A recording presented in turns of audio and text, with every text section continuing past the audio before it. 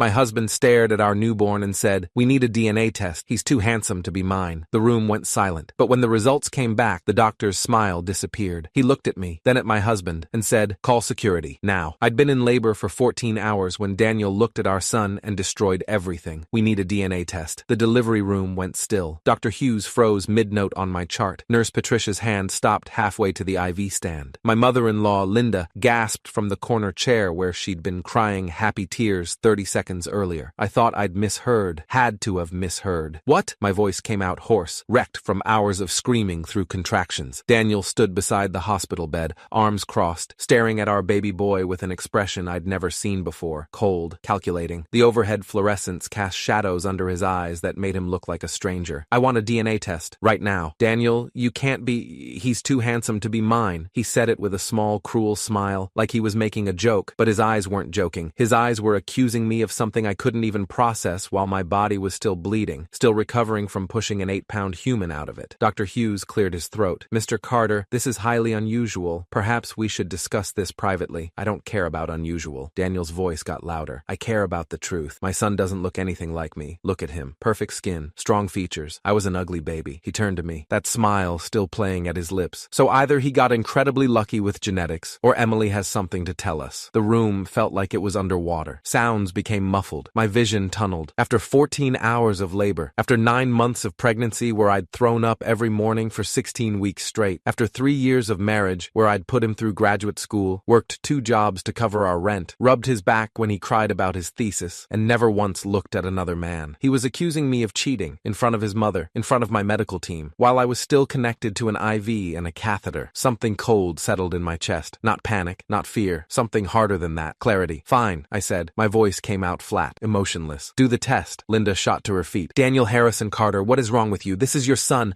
Look at him. He has your mother. Stay out of this." Daniel's jaw clenched. "I have a right to know." Nurse Patricia looked at Dr. Hughes. The doctor's face had gone carefully neutral in that way medical professionals do when they're witnessing something deeply uncomfortable but have to maintain composure. "If you both consent," Dr. Hughes said slowly, "we can perform a paternity test. But Mr. Carter, I want you to understand that accusing your wife of infidelity during her most vulnerable, just do it." Dr. Hughes nodded once, sharp, disapproving. "Nurse Patricia, prepare a buccal swab kit, 2 of them." I held our baby closer while Patricia left and returned with the supplies. My son, I'd been calling him Jackson in my head for months, but we hadn't officially named him yet, slept peacefully through everything, oblivious to the fact that his father had just shattered our family in his first hour of life. Patricia swabbed Jackson's cheek gently, then Daniel's. Her movements were efficient, professional, but I saw the tightness around her eyes, the slight press of her lips. She was angry on my behalf. "We have a lab relationship for expedited processing," Dr. Hughes said. "Given the circumstances, I'll mark this as priority. We should have preliminary results in 2 to 3 hours." 2 to 3 hours? Daniel scoffed. "That's the best you can do? That's remarkably fast for DNA analysis, Mr. Carter." Dr. Hughes's tone could have frozen water. "Most facilities take several days." Daniel sat down in the chair by the window, pulled out his phone, started scrolling like he hadn't just accused me of betraying him in the worst possible moment. Linda approached my bed. Her hands were shaking. "Emily, sweetheart, I'm so sorry. I don't know what's gotten into him. He's probably just scared. New father anxiety. Men say stupid things when they're—" "Linda," I looked at her, really looked at her. "Did you know?" "Know what?" "About Daniel's family." Something flickered across her face. Confusion, then fear. "I don't understand what you're—" "His real family. The one he doesn't talk about." Linda's face went white. Daniel's head snapped up from his phone. "Emily, what the hell are you talking about?" I didn't answer. Just held Jackson and waited. The next 2 hours were the longest of my life. Linda sat in the corner, silent and pale. Daniel paced, checked his phone, stared at Jackson with an expression I couldn't read. Dr. Hughes came and went, checking my vitals, ensuring I was healing properly, saying nothing about the elephant in the room. Nurse Patricia brought me ice chips, helped me to the bathroom, whispered, "You're doing great, honey," in a way that made me think she meant more than my physical recovery. I'd been preparing for this moment for 12 weeks. 3 months ago, I'd been looking for our insurance paperwork. Daniel kept all our important documents in a fireproof lockbox in his home office. He'd given me the combination years ago. "In case something happens to me," he'd said. I'd opened it expecting to find birth certificates, social security cards, our marriage license. Instead, I found a birth certificate that said Daniel Matthew Harrison, not Daniel Matthew Carter. The date of birth matched. The hospital was in Montana, which lined up with where he'd told me he was born. But the name was wrong. The parents' names were wrong. Everything was wrong. I'd sat on his office floor for 20 minutes, staring at that document, feeling my reality crack apart. Then, I'd found the letter underneath it. "Daniel, if you're reading reading this, I'm probably dead or in prison. Don't try to find me. Don't use the Harrison name. I did things. Bad things. They'll be looking for anyone connected to me. Change your name. Disappear. Start over. It's the only way you'll be safe. Emmy Shacker, Harrison. The handwriting was shaky, desperate. The paper was dated 15 years ago, when Daniel would have been 19. I'd hired a private investigator the next day. His name was Marcus Webb, former LAPD detective, now running a small firm in downtown Portland. Cost me $20,500 up front, but he'd been thorough. 2 weeks later, Marcus had sent me a 40-page report. Michael Harrison, Daniel's father, was wanted for questioning in connection with 3 separate violent crimes across Montana, Wyoming, and Idaho. Nothing proven, never formally charged, but enough smoke that law enforcement across multiple jurisdictions had been trying to locate him for over a decade. He disappeared in 2010, right around the time Daniel legally changed his name and moved to Oregon for college. Daniel's mother, Catherine Harrison,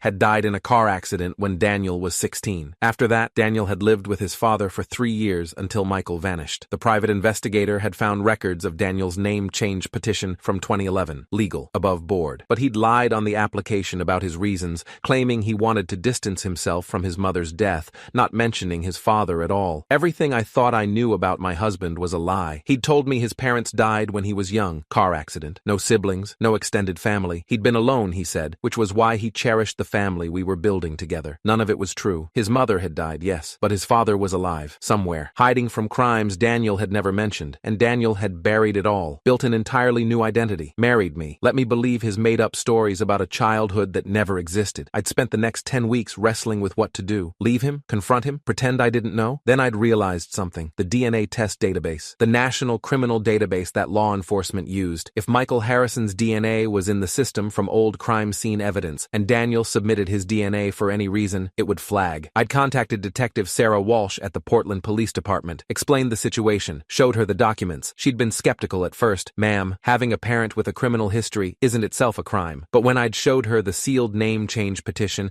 and Michael Harrison's open case files, something shifted. If we could get your husband's DNA legally, she'd said carefully, we could potentially link it to evidence from the Harrison investigations. But we can't compel him without cause. What if he volunteered it? I'd asked. She'd looked at me for a long moment. That would be different. I'd spent 2 weeks thinking about how to make that happen. Then last week, Daniel had made an offhand comment about how beautiful I'd stayed during pregnancy. Kid's going to be gorgeous, he'd said. Probably better looking than me. I was an ugly baby, and I'd had an idea. A terrible, calculated, perfect idea. I'd started planting seeds, mentioning celebrity babies, commenting on how genetics were unpredictable, watching Daniel's insecurity grow. I'd known my husband long enough to understand his weak points. Daniel was handsome now, but he'd been bullied as a kid for his appearance. He'd told me that story the second time we'd dated, trying to be vulnerable. It was one of the few true things he'd ever shared with me, so I'd carefully, subtly over the course of a week, fed that old insecurity. I hope the baby gets my nose, I'd said casually. Did you see that article about babies not resembling their parents? I'd mentioned while scrolling my phone. Your mom keeps saying she hopes he looks like you. Do you think he will? Small comments. Innocent. But I'd watched them land, watched Daniel start to question, start to wonder. I'd gambled that his insecurity would outweigh his rationality. And in the delivery room, after 14 exhausting hours, when he'd first seen Jackson's perfect little face, he'd done exactly what I'd hoped he'd do. He'd demanded a DNA test. At 9:47 p.m., Dr. Hughes walked back into the delivery room. His face was wrong, not relieved, not ready to deliver good news and make this awkward situation go away. He looked pale, shaken. He met my eyes first, held my gaze for just a moment too long. Then he turned to Daniel. Mr. Carter, it's about time. Daniel stood up. So, am I the father or not? Dr. Hughes's hand moved to the red emergency call button on the wall. My heart started pounding, not from fear, from anticipation, because I knew what was coming. Mr. Carter, Dr. Hughes said carefully, before I discuss the results, I need you to remain calm. What? Why? Daniel's voice pitched higher. Just tell me if the baby's mine. Dr. Hughes pressed the button. An alarm sounded somewhere down the hall, not loud, just a quiet alert. What the hell are you doing? Daniel demanded. The DNA test results flagged your sample in the National Criminal Database, Dr. Hughes said. His voice was steady now, clinical. I'm legally obligated to report this to law enforcement. The room stopped breathing. Daniel went white, actually white, like every drop of blood drained from his face. That's impossible. His voice shook. There's a mistake. I've never been arrested. The flag is for familial DNA connection to evidence in multiple open investigations. Dr. Hughes glanced at me again. Your genetic profile indicates a close paternal relationship to samples collected from crime scenes in Montana, Wyoming, and Idaho between 2008 and 2010. Linda stood up slowly. What is he talking about, Daniel? I don't know. Daniel's voice cracked. This is insane. There's been a mix-up. I'm I'm not connected to any crimes. Two security officers appeared in the doorway. Behind them, I saw the dark blue uniform of a Portland police officer. Detective Sarah Walsh walked into the room. She looked exactly like she had 2 weeks ago when we'd met. Mid-40s, gray-streaked blonde hair pulled back, sharp eyes that missed nothing. Daniel Carter? She asked. Daniel spun toward her. Yes, there's been a mistake with, also known as Daniel Harrison. His mouth opened, closed. No sound came out. I'm Detective Walsh, Portland Police Department. We need to ask you some questions about your father, Michael Harrison,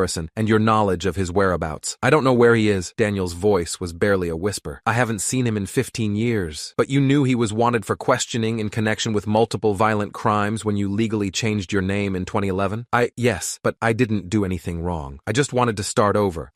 You withheld information about a fugitive's identity during official investigations. You failed to report knowledge of his location when he was last known to be in contact with you. You provided false information on legal documents about your reasons for the name change. Detective Walsh's voice was matter-of-fact, not cruel, just factual. Those are crimes, Mr. Harrison. Everyone please stop calling me that. Daniel's voice rose to a shout. My name is Daniel Carter. I legally changed it. I didn't do anything wrong. I was 19. I was scared. Scared of what? Linda's voice came from the corner. She sounded broken. Daniel, what is she talking about? Who's Michael Harrison? Daniel turned to his mother. Mom, I can explain. Linda isn't your biological mother, I said quietly. Everyone looked at me. I adjusted Jackson in my arms. He'd started fussing, picking up on the tension in the room. I bounced him gently, kept my voice calm. Linda married Daniel's father when Daniel was 18, I continued. They were together for less than a year before Michael disappeared. Daniel told her his father had abandoned them, that they should start over with a new name. So she changed her name too, became Linda Carter. She had no idea about Michael's past, about the investigations. She thought she was helping her stepson escape an abusive father. Linda sank back into her chair. Oh my God, you knew. Daniel stared at me. How long have you known? 12 weeks. The number landed like a bomb. 12 weeks? His voice cracked. You've known for 3 months and you didn't say anything? You built our entire marriage on lies, Daniel. I looked at him, really looked at him. 3 years. 3 years of me believing your stories about your tragic past, about being alone in the world, about how much family meant to you. All of it was fake. I was protecting you. He took a step toward me. The security officers moved forward, hands on their belts. He stopped. Emily, please. I was protecting you from my father, from his past. I didn't want you to be connected to any of that. You were protecting yourself. My voice was steady, cold. You were afraid someone would find out, that the truth would come out, that you'd lose the life you'd built by pretending to be someone else. Detective Walsh stepped forward. Mrs. Carter, when did you contact our department? 2 weeks ago, after I hired a private investigator and learned about the open investigations connected to Michael Harrison. I provided documentation of Daniel's name change and his connection to the case. Daniel's jaw literally dropped. You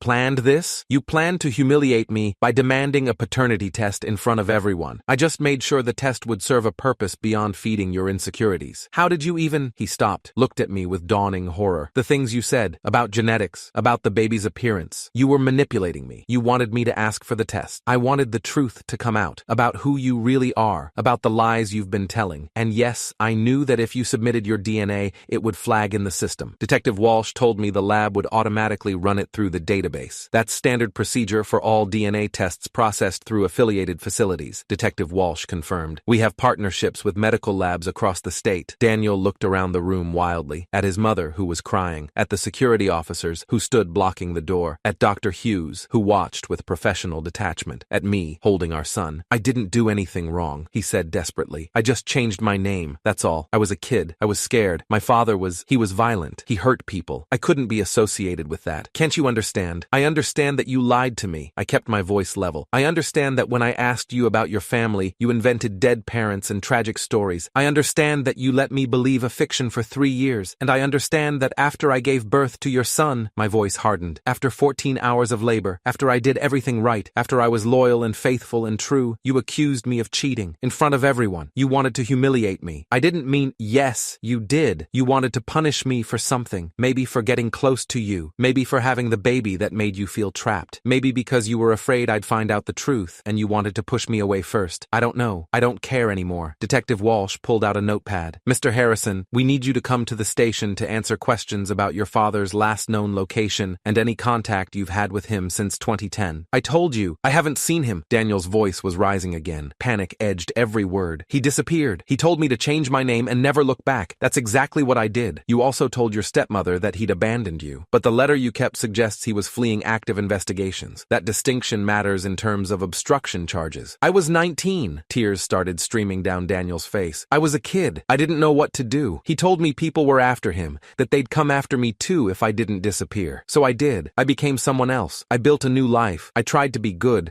I tried to— His voice broke. I felt nothing. 3 months ago, I might have felt sorry for him, might have understood the scared 19-year-old who'd changed his name to escape his father's shadow. But that was before I'd learned every story he'd told me was a lie, before he'd accused me of infidelity while I was still bleeding from childbirth. Is the baby mine? Daniel asked suddenly, quietly. At least tell me that. Dr. Hughes looked at his tablet. The paternity test confirms a 99.9% probability that you are the biological father. Daniel's shoulders sagged. Thank God. You're welcome, I said dryly, for not cheating on you while I was pregnant with your child that I just spent 14 hours bringing into the world. He looked at me. Emily, please. I know I screwed up. I know I should have told you about my past, but I love you. I love our son. We can work through this. We can— No, the word hung in the air. I'm divorcing you. Linda made a small sound in the corner. You can't, Daniel said desperately. We just had a baby. We're a family. You can't just— I can. I will. And I'm going to petition the court to seal all records related to Jackson's father's identity until he's 18. You can't erase me. I can protect my son from being associated with a father who built his entire life on lies and a grandfather who's wanted for questioning in violent crimes. The court will side with me, especially given the circumstances of today. What circumstances? That you publicly accused me of infidelity immediately after I gave birth. That you demanded a DNA test in front of medical staff and your mother. That your accusations were recorded in the hospital's documentation. I looked at Dr. Hughes. Right, doctor? He nodded slowly. Everything that happens in this room is documented in the medical record, including conversations. You set me up, Daniel whispered. This whole thing. You set me up. You set yourself up when you decided to humiliate me. I just made sure there would be witnesses. Detective Walsh cleared her throat. Mr. Harrison, we really do need you to come with us now. Am I being arrested? Not at this time, but we need your statement on record, and we need to verify your claims about not having contact with your father. Depending on what we find, charges may be filed for obstruction of justice. What does that mean? Linda asked, her voice small. Will he go to jail? That depends on what he knew and when he knew it, Detective Walsh said. If he genuinely hasn't had contact with Michael Harrison since 2010 and has no knowledge of his current whereabouts, he'll likely face minimal consequences for the name change issue. But if he's been in contact and failed to report it, or if he's been actively helping his father evade law enforcement, that's a different story. Daniel looked at me one last time. I never contacted him. I swear, I did exactly what he told me to do. I disappeared. I became someone else. I never looked back. Except you kept his letter, I said, in a lockbox with your birth certificate, the one thing that proved who you really were, because it was all I had left of the person I used to be. His voice cracked. Because sometimes I needed to remember that I wasn't always a liar, that I started out as someone real. For just a moment I felt something, a flutter of the love I used to have for him. Then I remembered him standing over me, arms crossed, saying, "He's too handsome to be mine," with that cruel little smile. The flutter died. "Take him," I said to Detective Walsh. She nodded to the security officers. They moved to either side of Daniel. "Mrs. Carter," Detective Walsh said, "we'll need a formal statement from you as well, but that can wait until you've recovered from delivery. I'll have an officer contact you in a few days." "Thank you, Detective." They led Daniel toward the door. He looked back once, face streaked with tears, mouth opening like he wanted to say something. Then they were gone. The room fell silent. Linda sat in her chair, staring at nothing. Nurse Patricia finished updating my chart with shaking hands. Dr. Hughes approached my bed carefully. "Mrs. Carter," he said gently, "I need to ask, are you safe? Do you feel threatened by your husband?" "No. Daniel isn't violent, just a liar." "Will you be returning to your home with him?" "He won't be there. I had the locks changed this morning while I was in labor. My brother has been moving Daniel's things to a storage unit all day. His key doesn't work anymore." Dr. Hughes blinked. "You've been planning this all day?" "I've been planning this for 12 weeks. Nurse Patricia let out a sharp laugh, then covered her mouth. "Sorry, that's not funny. It's just damn, girl." I smiled, tired, triumphant. "I'm a planner." Linda finally spoke. Her voice was hollow. "Emily, I didn't know about any of it. Michael told me his wife died, that Daniel needed a mother figure, that they needed to start fresh. I loved them both. I thought I was doing the right thing." "I know." I looked at her. "That's why I made sure you heard everything in this room, so you'd know I'm not keeping you from your grandson. Daniel lied to both of us, but you're innocent, and Jackson is going to need his grandmother." She started crying harder. "Thank you. Don't thank me yet. You're going to be my free childcare." She laughed through her tears. "Deal." Dr. Hughes checked Jackson's vitals one more time. "He's perfect. Strong heartbeat. Good color. You both did great today." "Even with the drama?" I asked. "Especially with the drama. You stayed calm, kept your baby safe, made sure everyone knew exactly what was happening and why. That took remarkable strength. I just wanted the truth to come out." "Well, it certainly did that." He smiled. "Get some rest, Mrs. Carter. You've had quite a day." After he left, it was just me, Jackson, Linda, and Nurse Patricia. "For what it's worth," Patricia said quietly, "I've been a delivery nurse for 22 years. I've seen a lot of terrible things things said in delivery rooms. What your husband did today was one of the cruelest. You didn't deserve that. No, I agreed. I didn't. And what you did in response, she paused. Some people might say it was manipulative, cold, calculating. They'd be right. Good, she grinned. He had it coming. After she left, Linda moved to the chair beside my bed, looked at Jackson sleeping peacefully in my arms. Can I hold him? She asked. I passed him over carefully, watched her cradle her grandson, her stepson's biological child, connected to a legacy of lies and crime and fear. What are you going to tell him? Linda asked softly. When he asks about his father, the truth. I looked at Jackson's peaceful face. That his father made mistakes, that people can be good and broken at the same time, that sometimes loving someone means protecting them from the damage of lies. Will you let Daniel see him? I considered that. If he gets his life together, if he's honest with me from now on, if he earns it, but he'll never live with us, never be part of our daily life. Jackson deserves better than growing up in a house built on deception. Linda nodded. That's fair. Is it? I asked. Sometimes I wonder if I'm being too harsh, if I should have confronted him privately, given him a chance to explain. He had 3 years to explain. Linda's voice was firm. He chose lies every single day, and then he humiliated you in your most vulnerable moment. You don't owe him anything, except his son. His son deserves a father who's honest. If Daniel can become that person, you'll let him in. That's more than fair. That's gracious. We sat in silence for a while. Linda held Jackson. I closed my eyes and let the exhaustion finally catch up to me. Emily? Linda's voice was hesitant. What you said about the planning, the private investigator, the detective, the timing of everything. Did you really orchestrate all of this? I opened my eyes. Yes. Why? Why not just leave him quietly? Why make it so public? Because quiet would have let him control the narrative. He would have told everyone I left him right after giving birth, made me look unstable, blamed hormones, painted himself as the victim. This way, everyone knows the truth. His mother knows. The hospital staff knows. The police know. There's no version of this story where Daniel is the good guy. Linda absorbed that. You're ruthless. I'm a mother. I looked at Jackson. And I won't let my son grow up in a world where his father's lies define us. Daniel wanted a DNA test to prove I was unfaithful. Instead, he proved that when you build your life on deception and then publicly humiliate your wife after 14 hours of labor, she might have already spent 12 weeks making sure the truth comes out in the most devastating, undeniable, permanent way possible. Linda was quiet for a long moment. Then, I'm proud to be his grandmother. Good, I smiled, because you're going to be doing a lot of babysitting. 3 months later, the divorce was finalized. Daniel pled guilty to obstruction of justice for failing to report information about his father's location when he'd been questioned by investigators years ago. He'd actually had an email from Michael Harrison in 2013, 3 years after his father disappeared, that he'd never disclosed. He got probation, community service, and a permanent record. His father was eventually found living in rural Alaska under a false name. The evidence linked to his DNA helped close 2 cases and opened investigations into 3 more. Daniel lost his job, his friends, his reputation. He started therapy, sent me letters apologizing, asking to see Jackson. I made him wait 6 months. Then I let him have supervised visits once a month. Linda supervised. He cried the first time he held Jackson after everything fell apart, told our son he was sorry, promised to be better. I don't know if he will be, but I'm giving him the chance I never got, the chance to know the truth from the beginning. Jackson is 4 months old now. He's healthy, happy, perfect. People ask me if I regret how I handled everything, if I wish I'd done it differently. I tell them no, because when someone shows you who they really are, especially in your most vulnerable moment, you have 2 choices. You can let them control the narrative, or you can make sure everyone knows the truth. I chose truth, and every time I look at my son sleeping peacefully in his crib, knowing he'll grow up in a home built on honesty instead of lies, I know I chose right. Daniel wanted a DNA test to prove I was a cheater. Instead, he proved that DNA tests reveal more than paternity. They reveal everything.